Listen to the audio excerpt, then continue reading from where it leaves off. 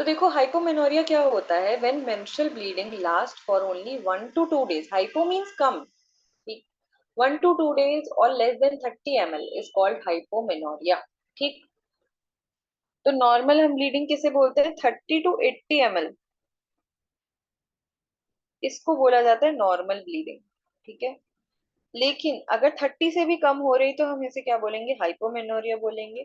और menstrual bleeding last for only 1 to 2 days, और कैसे हो रही है, 1 से 2 दिन तक ही हो रही है सिर्फ ब्लीडिंग, तो इस कंडीशन को हम क्या बोलते हैं, हाइपोमेनोरिया बोलते हैं। ये जितने भी डिसऑर्डर्स है ना, इनमें बहुत कंफ्यूजन रहता है, ध्यान से पढ़ना, ध्यान से सुनते रहना, बातों को हर एक की डेफिनेशन पता होनी चाहिए, ठीक। तो स्कैंटी फ्लो रहता है, the blood loss is so scanty that women may need a change of just 1 or 2 pads।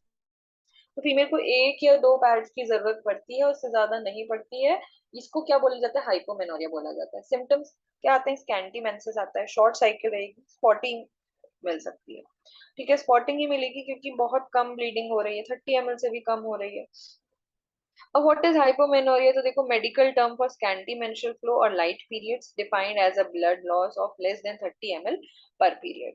तो ये हमने देख लिया हाइपोमेनोरिया। अब इसके कॉजेस क्या हो सकते हैं, तो देखो स्मॉल यूट्रस है, जेनाइटल टीबी के केस में भी हाइपोमेनोरिया मिलता है, इंपॉर्टेंट पार्ट, ठीक है। तो टीबी कहीं का भी हो सकता है, ऑल ओवर द बॉडी हम पढ़ते हैं पल्मोनरी टीबी, बट कोई ऐसी जगह नहीं है जहां का टीबी नहीं हो, ब्रेन से लेकर फ्रॉम हेड टू टो कहीं भी हो सकता है टीबी, ठीक है। तो जेनाइटल टीबी भी इसका एक कॉज है। Asherman syndrome again is the cause of hypomenorrhoea. OC pills अगर कोई फीमेल ले रही है तो वो भी एक कॉज हो सकता है। पेरीमेनोपॉजल पीरियड, ठीक है, पेरीमेनोपॉजल पीरियड के टाइम पे हाइपोमेनोरिया देखा जा सकता है, स्पॉटिंग होती है खाली, ठीक। थायराइड डिस्फंक्शन के केस में देखा जाता है माल न्यूट्रिशन। तो ये ऐसे कॉजेज है ना, ये कॉजेज आप लोग कहीं भी डाल सकते हो, एशरमैन सिंड्रोम हो गया, ओसिपिल्स हो गया, शीहान सिंड्रोम हो गया, पेरीमेनोपॉजल पीरियड हो गया, थायराइड डिस्फंक्शन, जब मैंने बताया कि HPOU एक्सेस कहीं भी गड़बड़ आएगी तो ये सारे मेंस्ट्रुअल डिसऑर्डर्स होंगे। और ट्रीटमेंट किस पे डिपेंड करता है कि कॉज क्या है, उस पे हमारा ट्रीटमेंट डिपेंड करता है, राइट। तो ये हमने देख लिया, हाइपोमेनोरिया हमारा कंप्लीट होता है। हाइपोमेनोरिया के साथ हम देखेंगे पॉलीमेनोरिया। पॉली जैसे हमने देखा था ओलिगो, ओलिगो मींस कि फ्रीक्वेंसी कम हो रही है, पॉली का मतलब फ्रीक्वेंसी बढ़ जाएगी, कैसे। तो वही एग्जांपल लेते हैं कि 30 डेज, 30 डेज, 30 डेज, ठीक। अभी 30 30 30 यानी 90 डेज में, मान लिया कि हमने 30 डेज की फीमेल की साइकिल है, तो 90 डेज में 3 बार, 3 टाइम्स मेंसेस हो रहे थे। फ्रीक्वेंसी क्या थी, 3 टाइम्स मेंसेस हो रहे हैं, कि एक बार 30 डेज के बाद, फिर 30 डेज के बाद, फिर 30 डेज के बाद, कि 90 डेज में 3 बार पीरियड्स आ रहे हैं फीमेल को, राइट। अभी क्या होगा कि 90 डेज में हो सकता है 6 बार पीरियड्स आ जाए, हो सकता है 4 बार आ जाए, हो सकता है 5 बार आ जाए। तो फ्रीक्वेंसी बढ़ रही है, ठीक है। तो मोर देन 3 टाइम्स अगर पीरियड्स हो रहे हैं, ठीक है।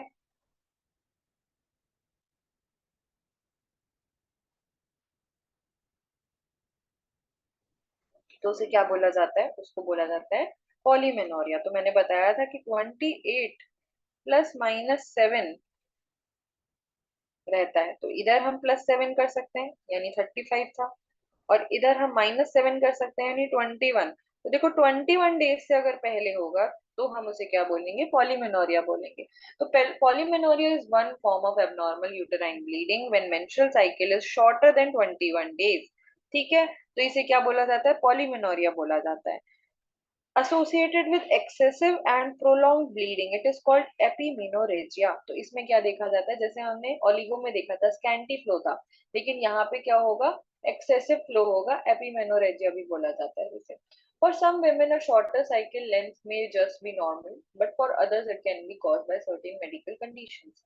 तो कई बार क्या होता है कि कुछ फीमेल्स में जेनेटिकली मीन्स कि जब से उनकी मेनार्की आई है तब से उनकी जो पीरियड ड्यूरेशन है या साइकिल की ड्यूरेशन है वो शॉर्ट ही रही है, कई बार लॉन्ग ड्यूरेशन देखी जाती है। कई बार बहुत सी फीमेल्स ऐसी होती हैं जिनका जो पीरियड ड्यूरेशन होता है वो 40 डेज की ही साइकिल होती है, और वो नेचुरल है, वो फिजियोलॉजिकल है उनके लिए, तो ये चीजें भी वेरी करती हैं।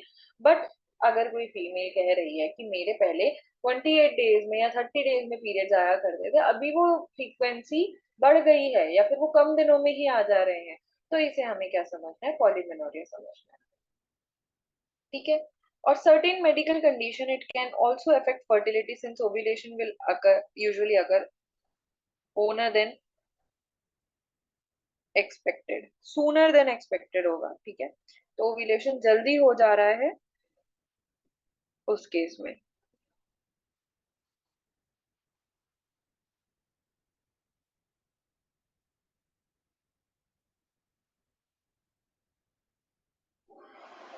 तो ये कंडीशन रहती है पॉलीमेनोरिया में। अब इसके कॉजेस क्या हो सकते हैं, तो देखो हार्मोनल इम्बैलेंस इसका एक कॉज हो सकता है, stress, infection, STD sexually transmitted diseases हो सकते हैं, एंडोमेट्रियोसिस इसका एक कॉज हो सकता है, पीआईडी पेल्विक इन्फ्लेमेटरी डिजीज हो सकता है, माल न्यूट्रिशन इसका एक कॉज हो सकता है। ठीक है। अभी आते हैं क्लिनिकल फीचर्स और ट्रीटमेंट में। तो क्लिनिकल फीचर्स में पेशेंट माइल्ड डिस्कम्फर्ट मिल सकता है, एनीमिया देखने के लिए मिल सकता है, क्योंकि बहुत ज्यादा फ्रीक्वेंसी बढ़ गई है, 21 डेज में ही पीरियड्स आ जा रहे हैं और फ्लो भी ज्यादा है, तो इसमें एनीमिया देखने के लिए मिल सकता है। पेशेंट को डिस्कम्फर्ट फील होगा कि कितनी जल्दी जल्दी पीरियड्स हो रहे हैं, क्रैम्प्स भी होते हैं, बहुत सी कंडीशन रहती है, मूड स्विंग्स रहते हैं, तो डिस्कम्फर्ट ये मिलता है। ट्रीटमेंट में हमें क्या करना है, कोई कॉज है तो उसका ट्रीटमेंट करो। हिमैटेनिक्स टू करेक्ट एनीमिया, हिमैटेनिक्स दे सकते हैं हम। ठीक है। ओसीपिल्स, ओसीपिल्स इसका कॉज भी रह सकता है। ओसीपिल्स में क्या रहता है कि कॉज होता है या फिर ट्रीटमेंट भी रह सकता है।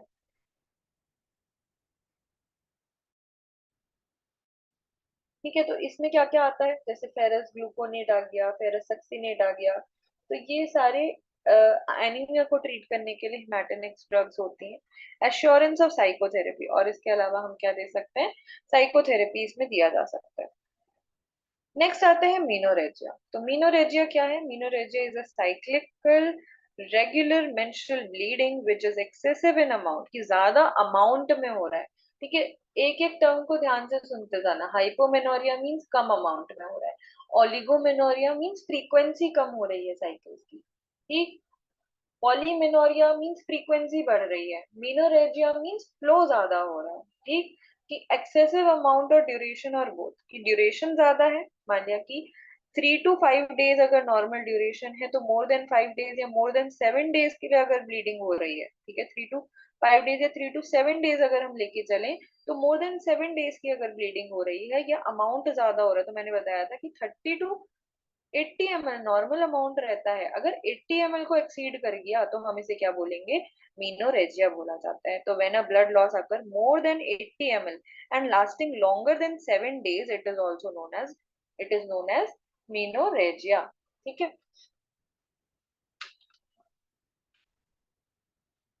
तो ये कंडीशन रहती है।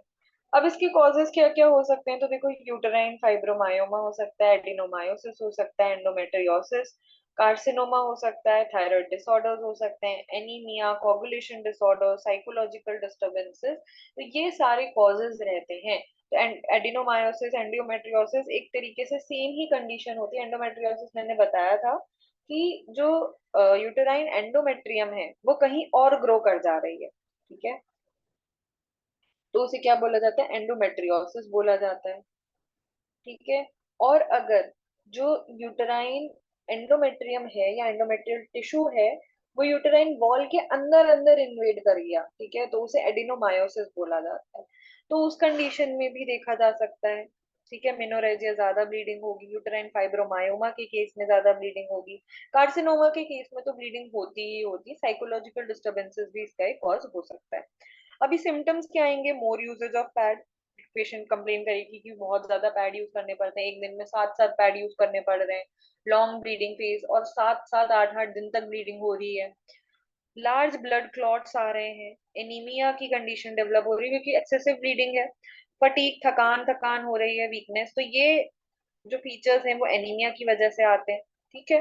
तो ये सिम्टम्स देखने को मिल सकते हैं। अभी डायग्नोसिस हमें कैसे बनानी है, तो पेल्विक रेक्टल एग्जामिनेशन कर सकते हैं, हम देख सकते हैं कहीं कोई कार्सिनोमा तो नहीं है, कहीं कोई abnormal ग्रोथ तो नहीं है। पैप स्मीयर करा सकते हैं हम कार्सिनोमा को डिटेक्ट करने के लिए। पेल्विक यूएसजी करा सकते हैं। टीएफटी थायराइड फंक्शन टेस्ट हम करा सकते हैं। कोगुलेशन स्क्रीनिंग हम करा सकते हैं कि कहीं कोई कोगुलेटिव डिसऑर्डर तो नहीं है, डीआईसी तो नहीं है, कोई और कोगुलेटिव डिसऑर्डर तो नहीं है जिसकी वजह से एक्सेसिव ब्लीडिंग हो रही है। हिस्टेरोस्कोपी करा सकते हैं हम, ठीक है। यूट्रस को चेक कर सकते हैं। एंडोमेट्रियल बायोप्सी करा सकते हैं कि जो एंडोमेट्रियम है जो शेड होके निकल रही है उसमें कोई इन्फेक्शन तो नहीं है, कहीं उसमें कार्सिनोमा तो डेवलप नहीं हो रहा है, कोई ट्यूमर तो नहीं है। तो ये हम ऐसे चेक कर सकते हैं। अब मैनेजमेंट में हमें क्या करना है? तो मैनेजमेंट में कॉज का ट्रीटमेंट, आयरन सप्लीमेंट देना है, हार्मोनल ट्रीटमेंट हम कर सकते हैं, ओसी पिल्स हम दे सकते हैं क्योंकि हार्मोनल डिस्टरबेंसेस की वजह से अगर प्रॉब्लम है। ठीक, प्रोजेस्टेरॉन रिलीजिंग आईयूडी हम लगा सकते हैं क्योंकि जो ब्लीडिंग होती है, ब्लीडिंग कब होती है? जब प्रोजेस्ट्रॉन का लेवल फॉल करता है, राइट। तो प्रोजेस्ट्रॉन का लेवल जैसे ही फॉल करता है ब्लीडिंग होती है। तो हमें प्रोजेस्ट्रॉन का लेवल मेंटेन करने के लिए हम प्रोजेस्ट्रॉन रिड्यूसिंग आईयूडी यूज कर सकते हैं। ट्रेनेक्सेमिक एसिड दिया जाता है, ट्रेनेक्सेमा नाम से आता है, ट्रेनेक्सेमिक एसिड दे सकते हैं हम। इसके अलावा एनसिड्स दे सकते हैं, ठीक है। पेन के लिए हिस्टेरेक्टमी कर सकते हैं, ठीक है। अगर फैमिली कंप्लीट हो गई है फीमेल की तो हिस्टेरेक्टमी कर दो, कि रिमूव कर दो अगर बहुत ज्यादा मेनोरेजिया की कंडीशन है, ठीक। डीएनसी डायलिटेशन एंड क्यूरेटाज कर सकते हैं, अंदर कोई बिट्स रह गए हैं या फिर कोई ऐसी चीज है तो हम उसमें डायलेट और क्यूरेट करके हम निकाल सकते हैं। एंडोमेट्रियल एब्लेशन हम कर सकते हैं, ठीक। तो ये सारे मैनेजमेंट के सिनेरियो रहता है जो हमने देखा। आगे चलते हैं। अब आता है मेट्रोरेजिया। तो मेनोरेजिया हम देख चुके हैं, मेट्रोरेजिया क्या होता है?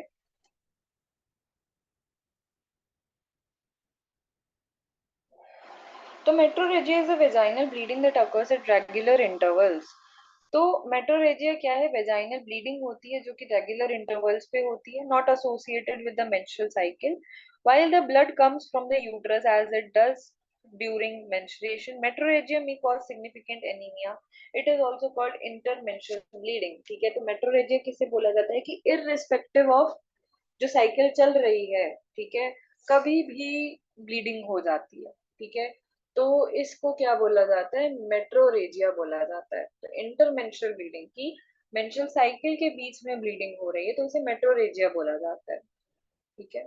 तो इरेगुलरली होती है, इसको जैसे हम देख रहे थे ना कि ओलिगोमेनोरिया में एक पर्टिकुलर टाइम पीरियड के बाद होगा, ठीक है। या तो ड्यूरेशन बढ़ जाएगा ओलिगोमेनोरिया में, या फिर जैसे हमने देखा था पॉलीमेनोरिया में ड्यूरेशन कम हो जा रहा है। लेकिन मेट्रोरेजिया इररिस्पेक्टिव ऑफ साइकिल रहेगा कि कभी भी ब्लीडिंग हो जा रही है, ठीक है। तो इरेगुलर इंटरवल्स पे अगर कोई ब्लीडिंग होती है तो हम उसे क्या बोलते हैं? मेट्रोरेजिया उसे बोला जाता है, ठीक है। मेट्रोरेजिया में कॉज सिग्निफिकेंट एनीमिया, तो ये एक सिग्निफिकेंट एनीमिया कॉज कर सकता है। इसको हम इंटरमेंस्ट्रुअल ब्लीडिंग भी कहते हैं। अब इसके कॉजेस क्या हो सकते हैं? तो देखो सेम ही कॉजेस रहेंगे सब जगह ज्यादातर, हार्मोनल इम्बैलेंस, ओसीपिल्स का use, thyroid disease, endometriosis, cervicitis cervix का inflammation, vaginitis, PCOD, PID pelvic inflammatory disease, STD sexually transmitted disease, fibroid हो सकता है, पॉलिप हो सकता है, कार्सिनोमा हो सकता है यूट्रस और सर्विक्स का। तो ये ही कॉजेस ज्यादातर देखने के लिए मिलेंगे मेंस्ट्रुअल डिसऑर्डर्स में। अभी सिम्टम्स क्या देखने के लिए मिलेंगे? तो लाइट और spotted bleeding in mid cycle. तो लाइट ब्लीडिंग मिलेगी या स्पॉटेड ब्लीडिंग मिलेगी मिड साइकिल में, but can also be heavy, लेकिन हैवी भी हो सकती है। Seems to follow the pattern as normal menstruation. और ऐसा लगेगा कि नॉर्मल मेंस्ट्रुएशन का पैटर्न फॉलो हो रहा है। Completely random and unpredictable bleeding रहती है इसमें, ठीक है। लाइट रह सकती है, स्पॉटेड ब्लीडिंग रह सकती है, मिड साइकिल में रह सकती है, लेकिन हैवी भी हो सकती है, ठीक है। कैसी भी, मतलब कि हम सोच ही नहीं सकते ऐसी वाली चीज अगर कुछ है, irrespective of cycle intermenstrual bleeding हो रही है तो हम इसे मेट्रोरेजिया बोलेंगे। कंप्लीटली रैंडम होती है, अनप्रिडिक्टेबल होती है। ब्लीडिंग में भी पेनलेस और in some patient with cramp and bloating. तो पेनलेस भी हो सकती है, क्रैम्प भी हो सकता है, ब्लोटिंग भी हो सकता है, कुछ भी हो रहा है तो उसे हमें क्या समझना है? मेट्रोरेजिया है। कि इररिस्पेक्टिव ऑफ साइकिल हो रही है, इररिस्पेक्टिव ऑफ अमाउंट हो रही है, रैंडम है, अनप्रिडिक्टेबल है, तो हमें मेट्रोरेजिया पे जाना है।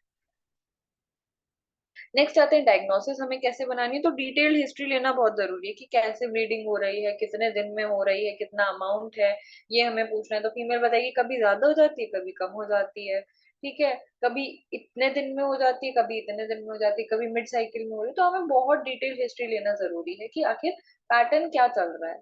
इसके अलावा हम ब्लड इन्वेस्टिगेशन करा सकते हैं टू रूल आउट एनीमिया और any associated condition. Hormonal profile हम करा सकते हैं, टीएफटी थायराइड फंक्शन टेस्ट करा सकते हैं। यूपीटी इंपॉर्टेंट है। कई बार क्या होता है कि यूपीटी हम कराते हैं, यूरिन प्रेगनेंसी टेस्ट। तो प्रेगनेंसी के टाइम पे भी कई बार साइक्लिक ब्लीडिंग देखी जाती है, मैंने बताया था।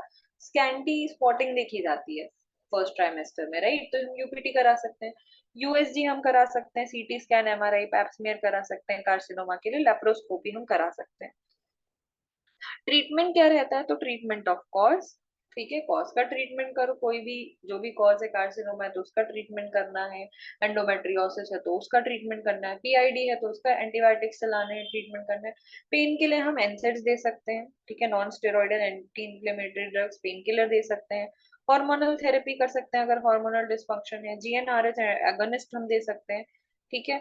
इसके अलावा डायलिटेशन एंड क्यूरेटाज हम कर सकते हैं, एंटीबायोटिक्स हम चला सकते हैं, लाइफस्टाइल चेंजेस, ये सभी का ट्रीटमेंट रहता है, तो हम ये कर सकते हैं, ठीक है।